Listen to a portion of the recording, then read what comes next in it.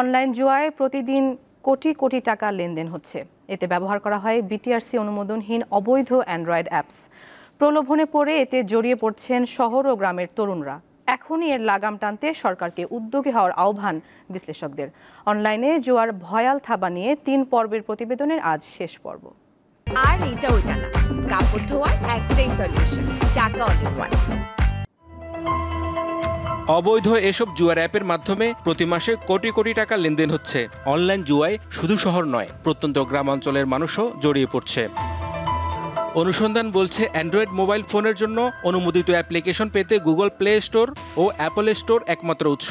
কিন্তু অনলাইন জুয়ারিরা ব্যবহার করেন অবৈধ ও বিটিআরসির অননুমোদিত অ্যান্ড্রয়েড অ্যাপ্লিকেশন। বিভিন্ন সময়ে প্রতারক চক্রটির কয়েকজন সদস্য গ্রেপ্তার হলেও জামিনে বেরিয়ে তারা আবারও অপরাধে যুক্ত হয়েছে।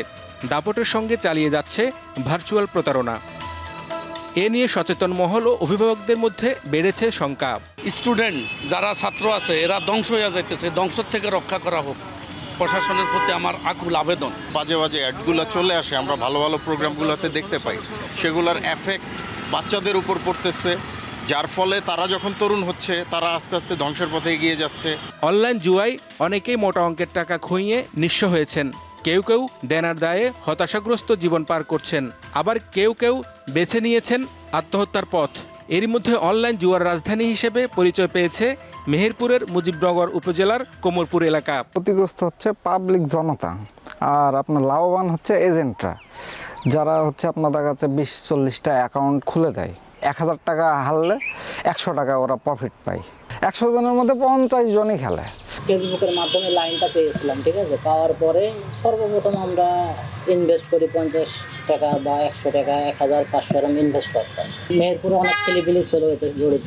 বিশ্লেষকরা বলছেন, আইনশৃঙ্খলা বাহিনী ইচ্ছা করলেই অনলাইন জুয়ার সাথে জড়িতদের আইনের আওতায় আনতে পারে। আইন প্রয়োগকারী সংস্থা তাদেরকে দণ্ড নিশ্চিত করতে পারেনি বলে তারা জামিন পেয়ে একই ধরনের কাজ আবার পুনরায় করছে। সুতরাং বিচারের দীর্ঘসূত্রতা এবং প্রপার ডিজিটাল ইনভেস্টিগেশনের মাধ্যমে এই সমস্যার সমাধান হতে পারে। সরকার যদি তার রেগুলেটরি কমিশনের মাধ্যমে রেগুলারলি মনিটর করে যে কোন সাইটগুলো অ্যাড দিচ্ছে, কোনখান থেকে ফেসবুকের এই লিঙ্কগুলো আসতেছে, কোথার থেকে এই লিঙ্কগুলো ছড়ানো হচ্ছে, কারা এগুলো করতেছে, এগুলো ট্রেসেবল। দ্রুত ছড়িয়ে পড়া অনলাইন জুয়ার বিষয়ে সবাইকে সতর্ক থাকার আহ্বান বিশ্লেষকদের। হেদায়েতুল্লাহ সীমান্ত, দীপ্ত সংবাদ, ঢাকা।